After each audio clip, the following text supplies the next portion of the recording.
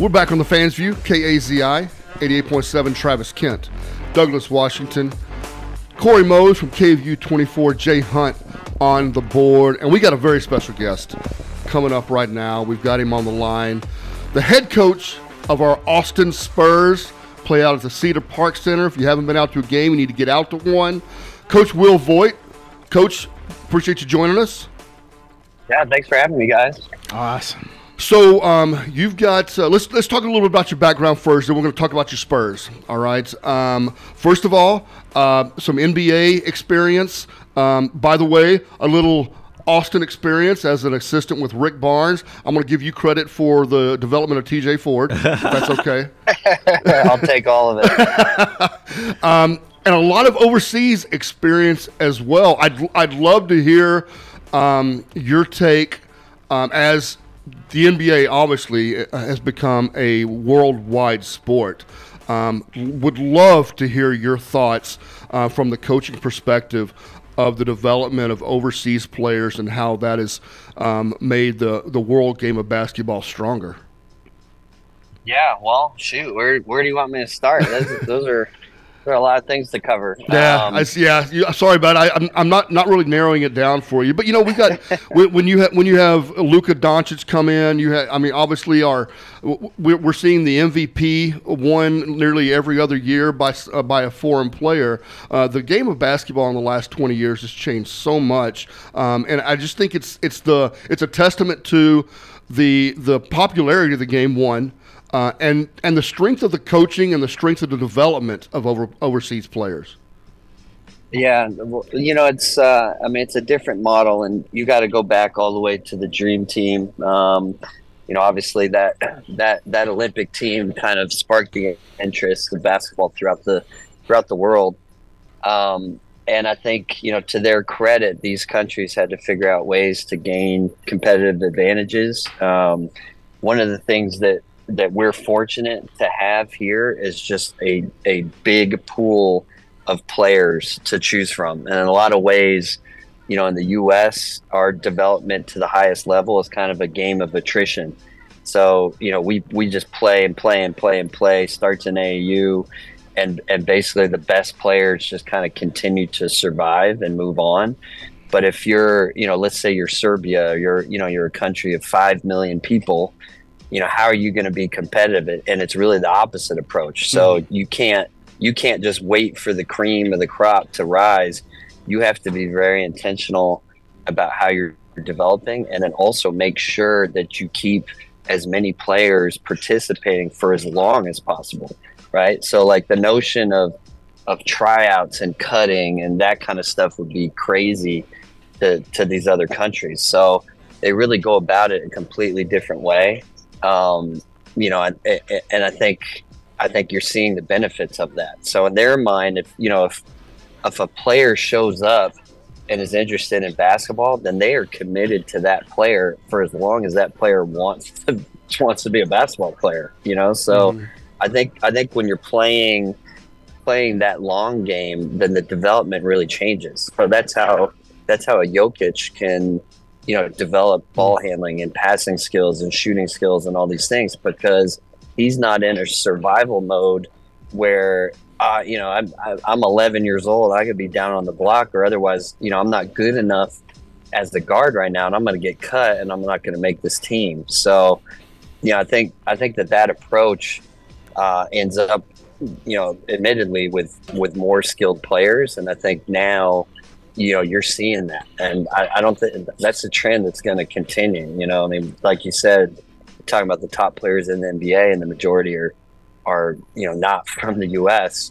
I think until we kind of change our outlook on how we develop, that's probably going to be a trend for a while. Hey, Coach, Corey Mose here. Just wanted to dive into your team particularly. You talked about cuts and stuff like that.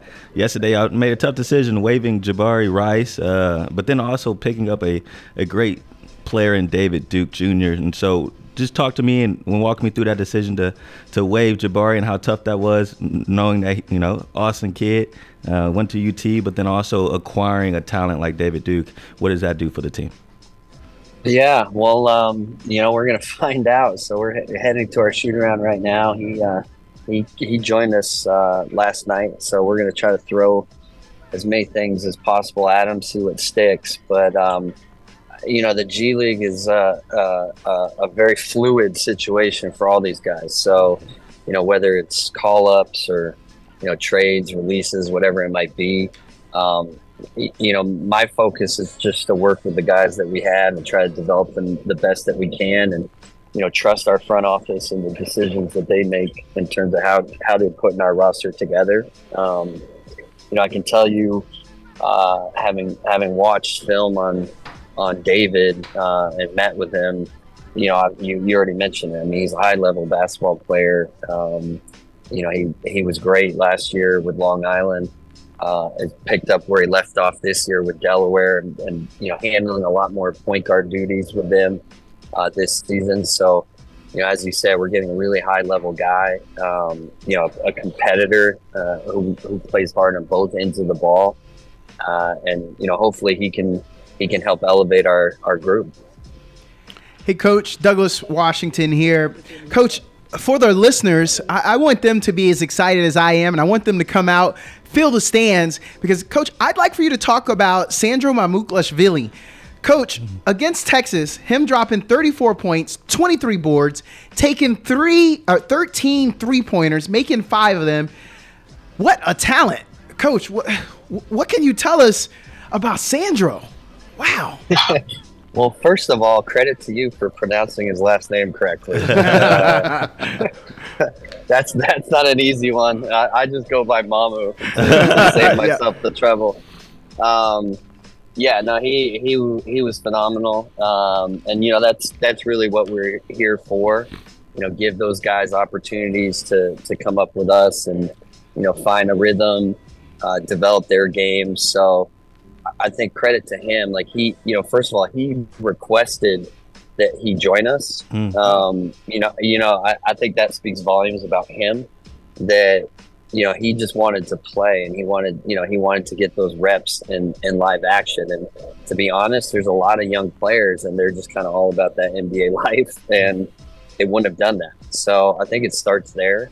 But just like you said, I mean, I think you saw all the talent on display. Yes. So, you know, he's a really unique player. I was pretty familiar with him from the World Cup. So, you know, he played really well for his national team, Georgia, in the Philippines, you know, for the World Cup, and kind of displayed a lot of those skills that we saw in that game.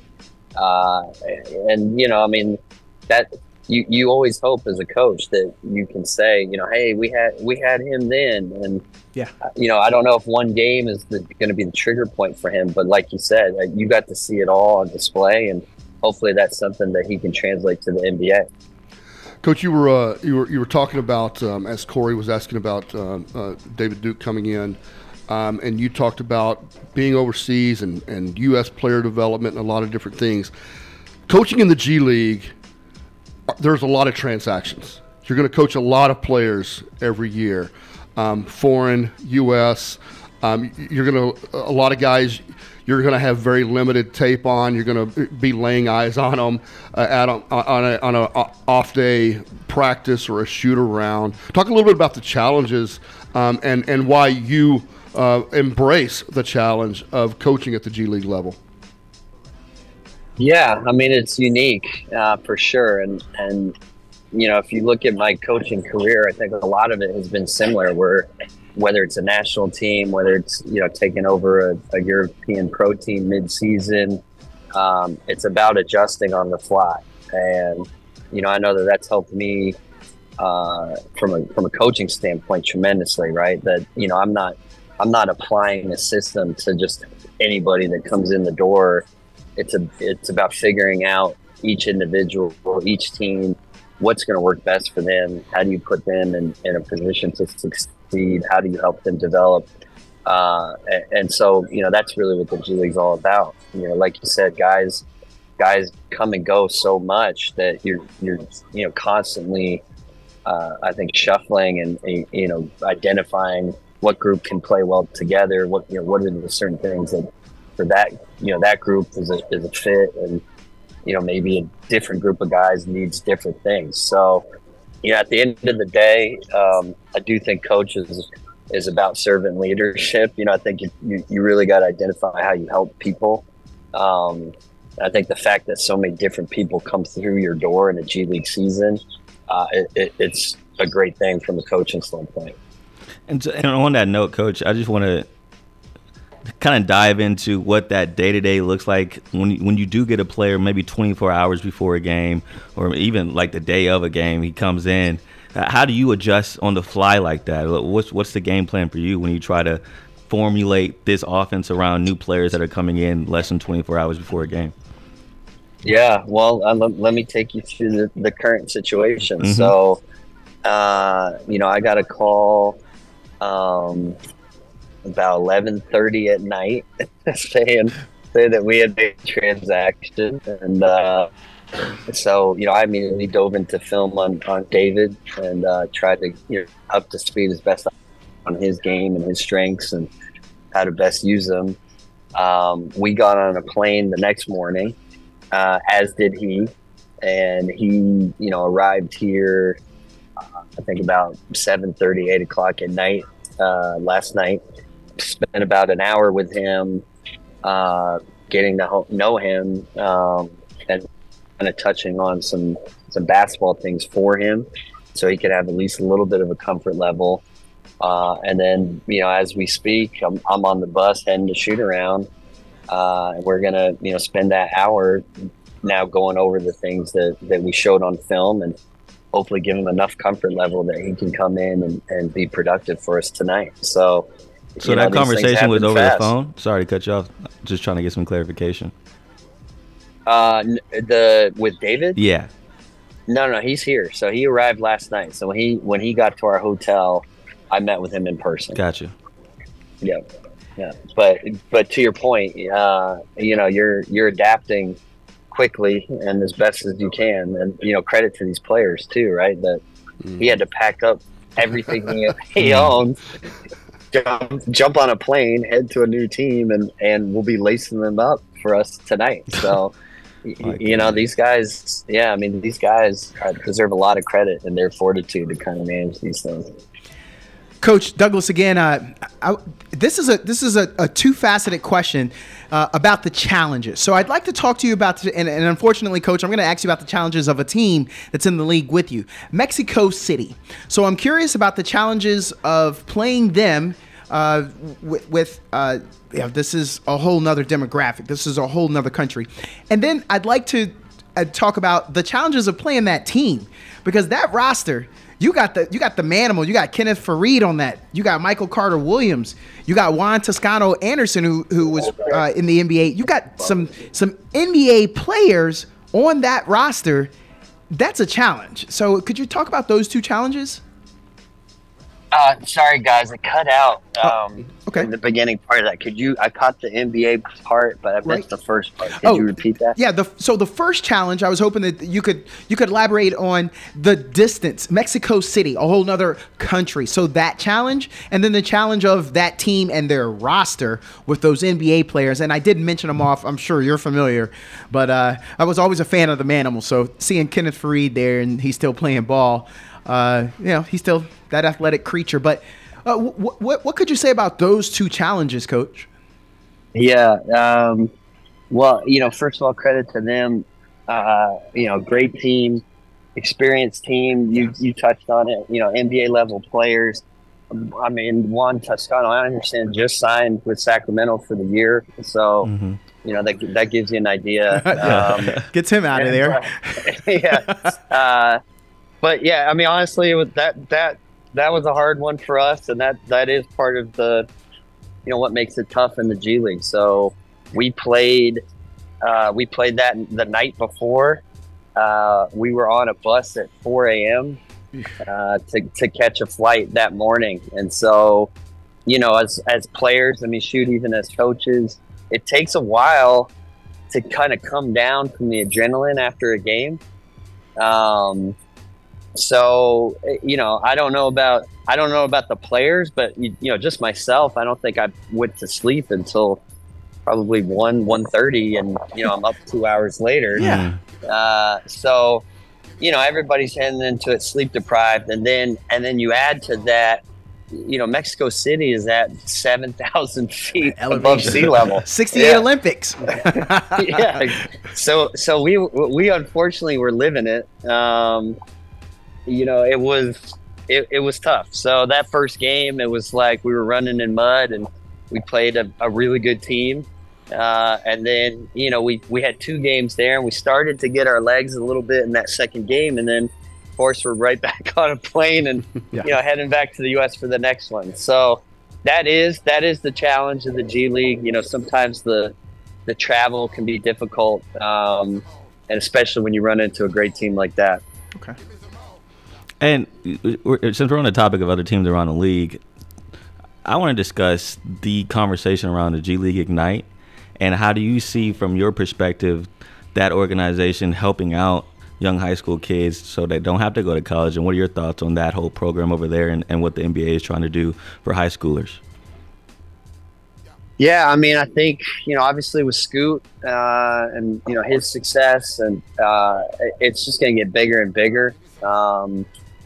You know, the landscape of basketball is, I think, always changing, and there's definitely, I think, a shift in terms of where that development is coming from. And, you know, we talked about that earlier, right, where the international models have always been driven by the professional clubs. So, you know, this is an example of that. You know, obviously it's just one team, but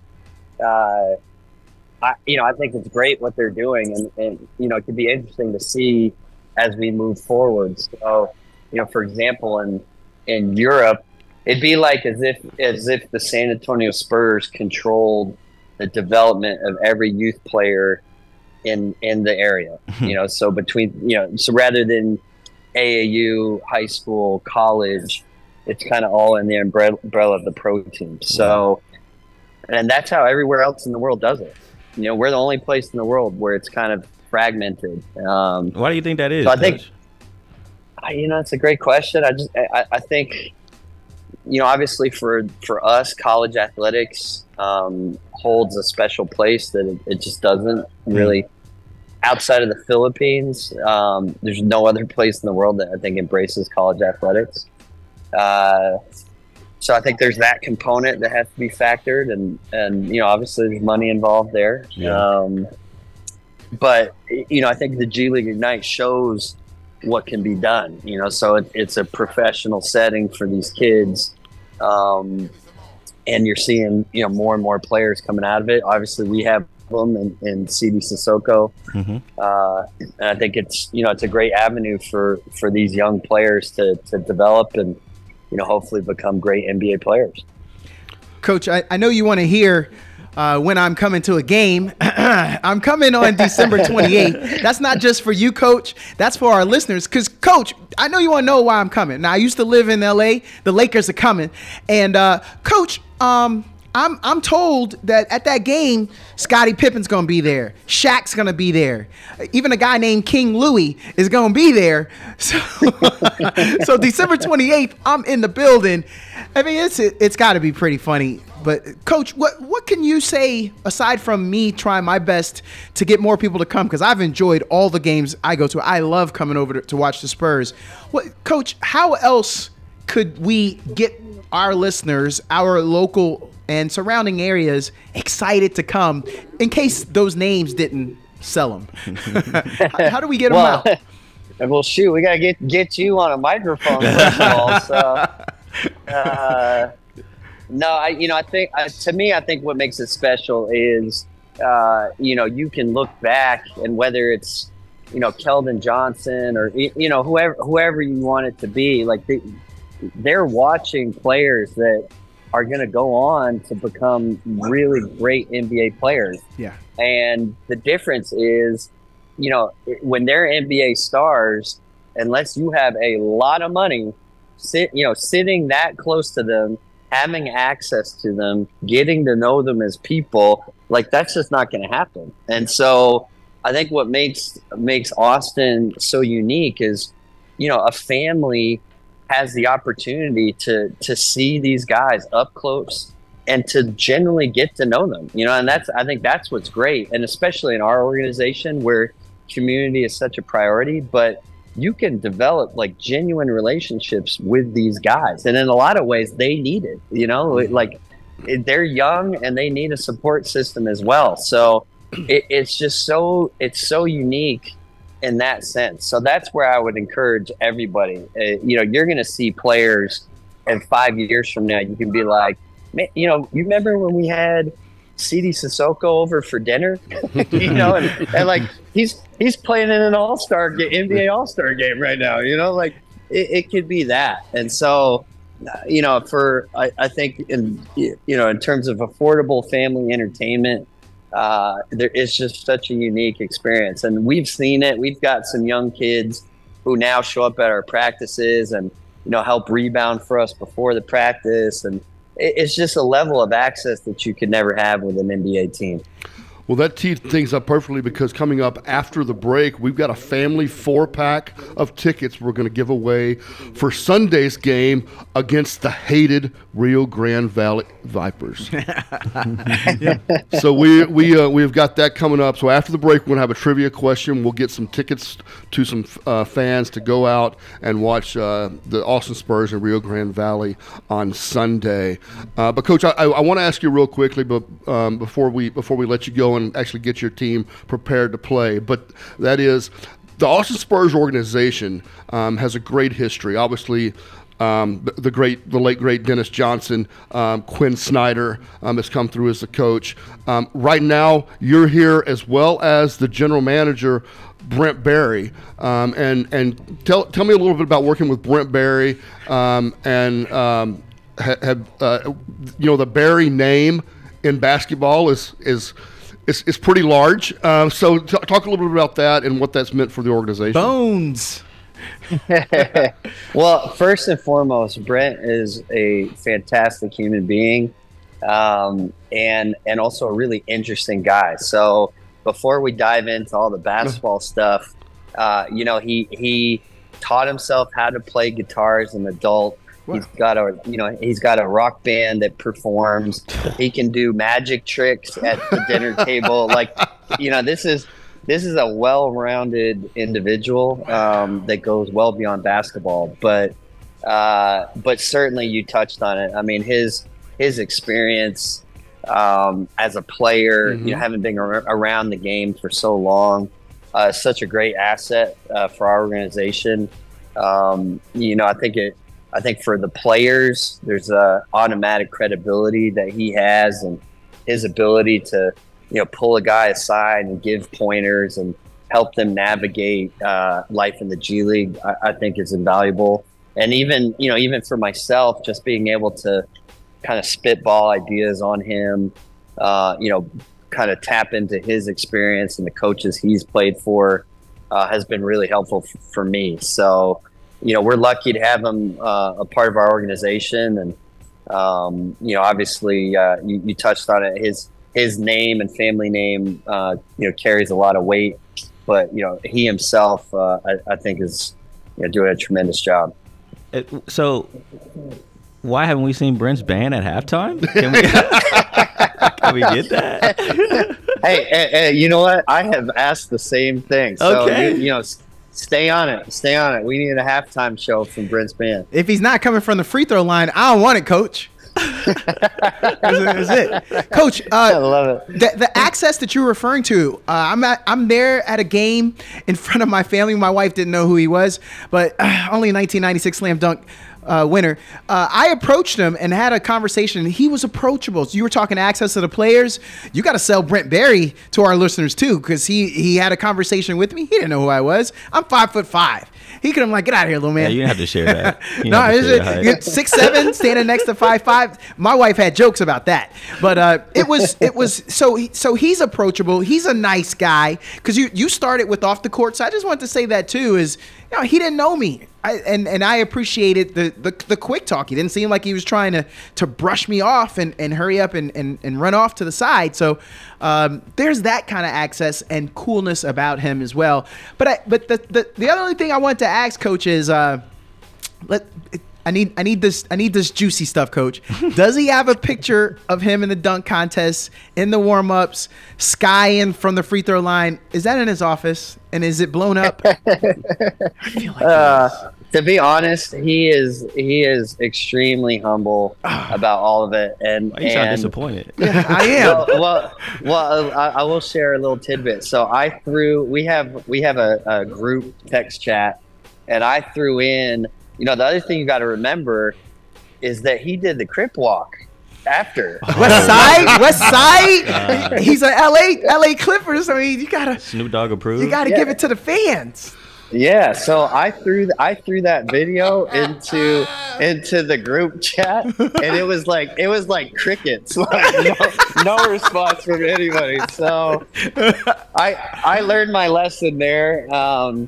But yeah, I mean, Brent is, he's so humble. It really doesn't bring up that stuff. And to be honest, like, we've got so many young people here. I don't know how many even know. So yeah. You know what I mean? Like, so I'm really the one that's constantly like bringing that up and like, man, like, and they kind of look at me crazy, but I'm with it. Let's get a free throw dunk entrance and hand them the guitar and let them go to work. Well, Coach, we really appreciate you joining us. We'll let you get to shoot around. Once again, Will Voigt from the Austin Spurs, the G League team based out of Cedar Park, out of the Cedar Park Center, the HEB Center, I believe it's called now. It's Cedar Park Center when it went open, but HEB's name's on it. So the HEB Center, a great place to watch sports. Yeah.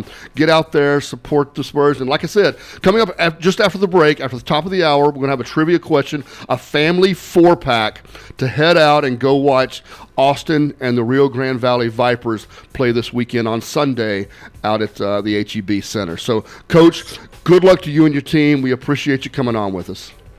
Yeah, thanks for having me, guys. Thanks, all right, there you go. We got to get you in the studio, Coach. Sounds good. Got to shoot around. We got to get him in the studio, though, one of these days. That's right. All right, appreciate it, Coach. Okay, see you guys. All right. So, Will Voigt, we appreciate the Austin